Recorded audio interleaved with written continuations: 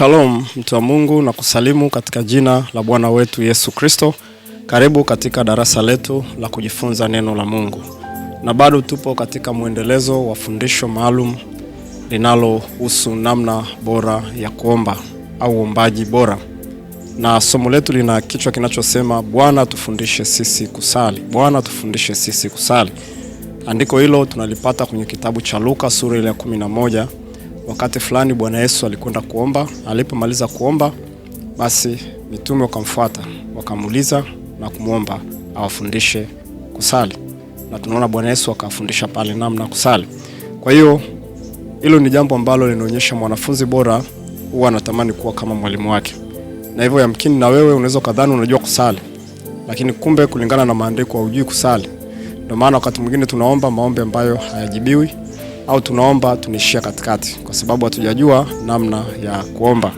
Kwa hiyo hili ni darasa zuri ambalo ukilipitia kuanzia mwanzo mpaka mwisho, basi utakuwa umepata mambo muhimu ambayo yatakusaidia unapotaka kwenda kuomba jambo lolote kwa Mungu aliye hai.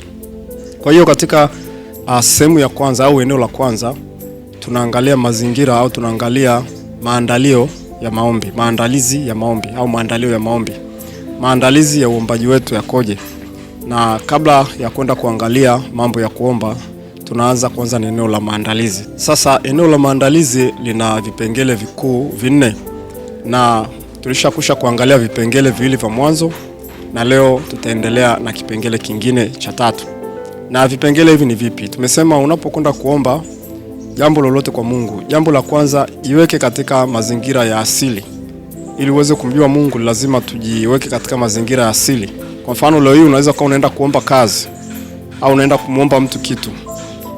Na katika kwenda kumuomba mtu kitu unajua kabisa kwamba kuna maandalio fulani au maandalizi ambayo unaweza kufanya kabla kwenda kuomba yule mtu kitu fulani. Vinginevyo usipofuata zile process au hatua, unaweza ukajikuta haujibiwi au haupewi au haunani hata na huyo mtu.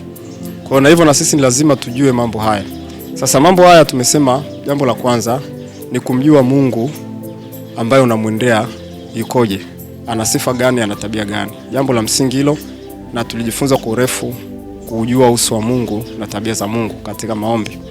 Itakusaidia katika kuomba. Watu wamjui Mungu, hawajui Mungu yukoje, ndio maana kuomba kwao kunaathirika.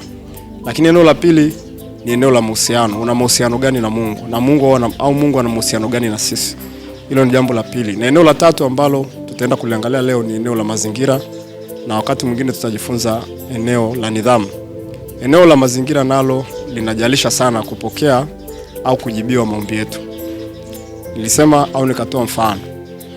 Unajua kabisa mfano unaenda kuomba kazi katika shirika fulani, na unajua kabisa eneo ambalo wanapokea maombi ni eneo la ofisini, lakini wewe unamfuata ule bosi wakati ambapo pengine yupo ibadani au kanisani anaomba, unamwambia bosi, ile barua yangu hii hapa. Ukweli ni kwamba ataona kama umevunjia heshima, lakini pia hujafuata utaratibu. Atakwambia sio mazingira ya kazini, yani mazingira mengine. Kwa hiyo umekuja kuomba kitu ambacho kiendani na mazingira. Kwa hiyo mazingira pia kwako wewe ambao unaweka na Mungu wako yanajalisha katika kupokea, yanajalisha pia katika kujibiwa. Kwa hiyo jitahidi sana kuyafahamu mazingira ya maombi. Kumbuka darasa ni Bwana tufundishe sisi kusali. Kwa hiyo tunaenda kujifunza katika roho tunapokwenda kusali mazingira ambayo tunapaswa tuwe nayo ni mazingira ya namna gani. Yako mambo makuu matano ambayo lazima uyazingatie katika eneo la mazingira. Mazingira yapi ambayo Mungu anaangalia ili aweze kukusikia na kukujibu? Yakikosekana mazingira, basi ujue si rahisi kusikiwa na Mungu. Mazingira ya kwanza ni mazingira ya kusamehe. Mazingira ya kwanza ni mazingira ya kusamehe. Ukisoma kile kitabu cha Marko sura ile ya 11 mstari wa 25 mpaka 26. Bwana anasema, na kila mnaposimama na kusali, sameheni, kwa sababu msipowasamehe watu makosa yao, na Baba yenu wa mbinguni hatawasamehe ninyi makosa yenu. Kwa pale popote tunaposimama kusali, kuomba, Bwana anatuambia jambo la kwanza asemi nyenyekeeni, jambo la kwanza asemi toeni sadaka, jambo la kwanza asemi sujuduni, lakini anasema sameheni. Maana yake kwamba kusamehe inajalisha sana katika eneo letu sisi la maombi. Mkristo ambaye anakwenda mbele za Mungu kuomba, alafu huku ndani tayari ana kinyongo, ana uchungu na mtu fulani, tayari ameudhiwa, lakini bado hawezi kuachilia, ameudhiwa na mke wake, ameudhiwa na mume wake, lakini hawezi kuachilia, ameweka kinyongo, ameweka visasi ndani ya moyo wake, alafu anatarajia na Mungu aende kumsikia. Ukweli ni kwamba Mungu hawezi kumsikia. Na eneo la kwanza ni sisi kusamehewa makosa. Kwa hiyo ni lazima ujifunze kusamehe. Kusamehe ni eneo kubwa sana na la muhimu katika kuomba. Ni mazingira makubwa sana. Yamkini umeomba muda mrefu unaona huni majibu kwa sababu hujaachilia na kusamehe. Jifunze kusamehe. Yesu alituambia tusamehe mara 7 hata 70. Kwa hiyo maana yake ni kwamba kusamehe kunapaswa kuwa ni sehemu ya maisha yetu sisi kama watakatifu. Kila siku tunaishi katika namna ya kusamehe. Kwa hiyo haiepukiki. Ni lazima ujifunze kusamehe kama unavyosamehewa na Mungu. Hilo ni eneo la kwanza, mazingira ya kwanza. Mazingira ya pili ni mazingira ya toba. Maandalio, mazingira yako ya toba. Watu wengi wanaenda mbele za Mungu wanajihesabia haki kwamba wao hawajamkosea Mungu. Unajua tunajichafua na mambo mengi. Tunajitia unajisi kwa mambo mengi. Tunajivuruga kwa mambo mengi. Katika siku nzima kunakuwa kuna maovu yake. Ndio maana Bwana Yesu anasema yatosha siku kwa maovu yake. Kwa hiyo unapoenda mbele za Bwana, hebu tanguliza kuomba rehema na toba. Mwambie Bwana, naomba unisamehe makosa yangu yote niliyowatenda kwa kujua na kwa kutokujua, kwa kukusudia na kwa kutokusudia, kwa kuwaza, kwa kutenda na kwa kunena, kutoka katika moyoni mwako. Na huko ukikumbuka pia na zile dhambi ulizozitenda na unaziungama. Bwana anasema aziungamae dhambi zake atapata rehema. Kwa hiyo unaziungama, unamwambia Bwana, nilitenda hili na hili na hili, naomba unisamehe Mungu. Na wale ambao siyajui naomba pia unisamehe. Ndio, kwa sababu kuna dhambi ambazo unazitenda uzijui na zinakutia unajisi. Na zamani katika Agano la Kale, chochote kitakachokutia unajisi kitakufanya ukae najisi au unajisika hata kwa siku nyingi. Kwa wakati mwingine tunanajisika kwa maneno, inatufanya tunapoenda mbele za uwepo wa Mungu hatuoni utukufu wa Mungu au uwepo wa Mungu. Kwa sababu gani? Tuna unajisi. Ndio maana kwa nini tunatanguliza toba? Toba ni kitu cha muhimu sana. Ukisoma kile kitabu cha Isaya sura 59 mstari wa kwanza na pili, Mungu anasema mkono wake ukupunguka hata ashindwe kuokoa, na sikio lake sio zito hata asisikie, lakini dhambi zenu zimewafarakanisha nini na Mungu. Kwa hiyo dhambi zinatutenganisha sisi na Mungu, na uso wa Mungu hatuoni kwa sababu ya dhambi. Kwa hiyo dhambi ikikaa ndani ya moyo wa mtu, afu mtu aungami wala aombi toba na rehema, hawezi kupokea, hawezi kumuona Mungu. Jifunze sana kuomba rehema na toba kila unapoingia katika maombi. Hiyo haimaanishi kwamba hauna msamaha wa dhambi. Hiyo haimaanishi kwamba Mungu hakujui, lakini toba, rehema na msamaha ni nyenzo, mazingira mazuri ya wewe kupokea kile ambacho unamuomba Mungu. Lakini mazingira ya tatu ni imani. Haya niseme ni jambo kubwa sana kwa sababu imani ni muhimu sana. Ukisoma kile kitabu cha Yakobo sura ya kwanza mstari wa 5, angalia anavyosema, lakini mtu wa kwenu akipungukiwa na hekima, na aombe dua kwa Mungu awapae wote kwa ukarimu, wala akemei, naye atapewa. Umeona, anasema ila na aombe kwa imani pasipo shaka yoyote. Maana mwenye shaka ni kama wimbi la bahari lililochukuliwa na upepo na kupeperushwa huku na huku. Maana mtu kama yule asidhani ya kuwa atapokea kitu kwa Bwana. Mtu wa nia mbili usita katika njia zake zote. Umeona, ukiwa mtu wa mashaka, mtu wa nia mbili, hauna imani, unaenda kuomba bila imani, kwamba unabahatisha kwamba pengine Mungu anaweza akanisikia au asinisikie. Maombi ya namna hiyo haupokei. Ndio maana hapa naposema nendeni mkaombe pasipo shaka yote. Ukiomba amini kwamba umepokea. Maandiko yanasema na lolote mtakaloliomba katika sala aminini kwamba umelipokea nalo litakuwa la kwenu. Kwa hiyo lazima uamini kabla ya kuona. Lazima ujue kwamba Mungu anakusikia. Lazima ujue kwamba Mungu anakupa sasa unachokiomba. Unamwomba Mungu, Bwana naomba unipe uzao. Umemwomba jana na leo na kesho. Maana yake ni kwamba lazima uamini kwamba Bwana amekusikia na Bwana anakupa. Kwa hiyo mazingira kama hayo ni muhimu. Lakini ukuta mtu ambaye hanaenda kwa kubahatisha, labda pengine Mungu atanipa, pengine anatumia neno pengine ndani ya moyo. Asemi kwamba pengine ndani ya moyo. Au akilini mwake anasema naenda tu kuomba labda Mungu atanisikia. Mtu kama huyu ndio leo unashangaa leo anakuja kuomba kisha choka anaenda kwa waganga. Anaenda kwa waganga, anatoka kwa nabii huyu anaenda kwa nabii yule. Kwa sababu gani? Kwa sababu hana imani kwamba Mungu aliyemuomba alimsikia. Anadhani kwamba kuna Mungu mwingine mwenye nguvu zaidi ya yule ambaye alimuomba akiwa kanisani kwake. Jifunze kuwa na imani. Imani ni nyenzo ambayo tutatembea nayo. Pasipo imani, maandiko yanasema haiwezekani kumpendeza Mungu. Pasipo imani kamwe utakaa upokee maombi. Kwa sababu gani? Kwa sababu Mungu anatembea, ni Mungu ni kuaminiwa siku zote. Lakini usipomwamini ukaomba, ni Mungu mwingine huyo unayemuomba. Ni sasa na network au namba ya simu. Unampigia mtu anakupa namba yangu, anakuambia namba yangu ni hii. Nipigie kwa namba hiyo, unasema nitakupata tu hata nikipiga namba nyingine.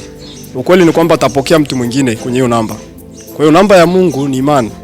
Usipotumia imani kuomba, kuamini kwamba Mungu anakusikia na kukujibu na kukupa, ujue kabisa unamtafuta Mungu mwingine unayemuomba na atapokea. Ndio hapo unashangaa mambo mengine yanatokea huko. Utashangaa mapepo, maroho, vitu mengine ambayo yanakufuata, kwa sababu Mungu anayeabudiwa ni wa kuaminiwa. Mungu wa kweli ni wa kuaminiwa. Muamini Mungu naye atakupa sawasawa na ahadi yake. Kwa hiyo mazingira imani yatengeneze. Mazingira mengine ya nne ni mazingira ya moyo wako. Ukisoma Mathayo sura 5 mstari wa 8 nasema heri wenye moyo safi, maana hao watamuona Mungu. Kumuona Mungu ni moyo safi. Mtu mwenye moyo safi siku zote macho yake yanafumbuliwa, anamuona Mungu na kumuelewa. Mungu anakaa katika hali ya moyo mweupe. Na hali ya moyo mweupe ni kuwa na lile tunda la Roho, Galatia sura 5 mstari wa 22. Upendo. Upendo ni nyenzo.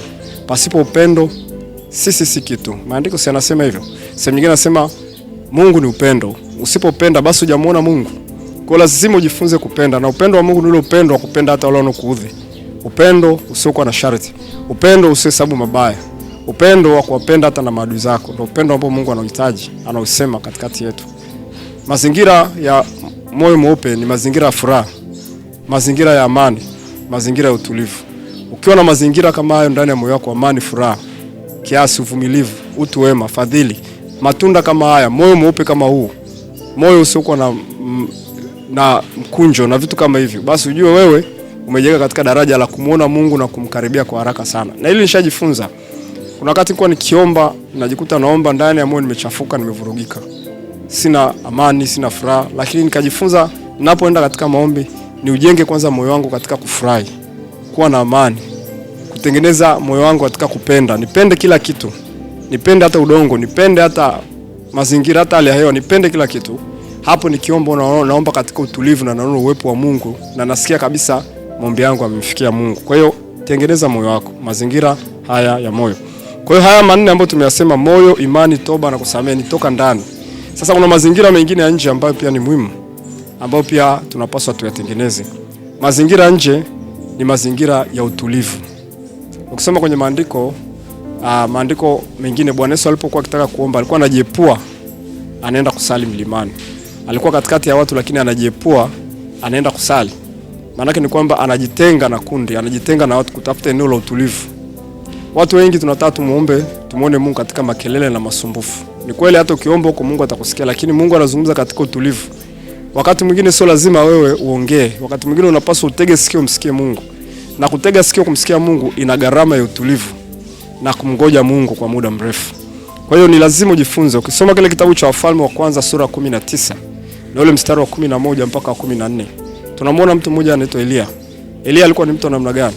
Elia alikuwa ni mtu ambaye ana mahusiano karibu na Mungu, ndio. Lakini Elia alikuwa hajamuelewaga Mungu au kumsikia Mungu vizuri mpaka siku moja alipojifunza kukaa katika utulivu. Alimfuata Mungu kule katika mlima wa Musa, mlima Horebu. Akataka Mungu ajidhihirishe kwake na kuzungumza na yeye. Mungu akamwambia simama mbele ya miamba. Miamba ikapasuka, matetemeko akaja, kila namna makelele na masumbufu. Lakini alipokuwa ametulia katika utulivu, maandiko yanatuambia Elia akasikia sauti ya Mungu akaufunika uso wake. Kwa hiyo Mungu anakaa katika mazingira ya utulivu. Jifunze kujijengea nidhamu ya kutulia katika maombi. Kwa mfano, unaweza ukawa kutwa nzima uko kwenye masumbufu kwenye biashara. Tengeneza ratiba yako. Sema nitalala, nitaamka saa 9 usiku, nitasali mpaka saa 11. Hayo mazingira watu wamepumzika, hayo mazingira kuna kelele. Ni mazingira kumsikia Mungu. Kwa hiyo Mungu atazungumza na wewe, Mungu atasema na wewe mambo makubwa na mazuri sana. Au wakati wa mchana pengine muda wa lunch uko kazini, unaenda kujificha mahali, unasema pale pana utulivu fulani, ngoja niombe. Utulivu utakupelekea wewe kumsikia Mungu. Hayo ni mazingira ambayo lazima uyaweke. Kwa hiyo kwa ufupi tumesema kusamehe, nyenzo ya mazingira bora, toba, mazingira bora, imani, mazingira bora, moyo safi, mazingira bora, na utulivu wa nje ni mazingira bora. Kwa hiyo hili eneo lazima pia ulifahamu wewe kama muombaji. Kumbuka hapa tuko kwenye maandalio ya kimaombi. Bado hatujaangalia vipengele vya maombi.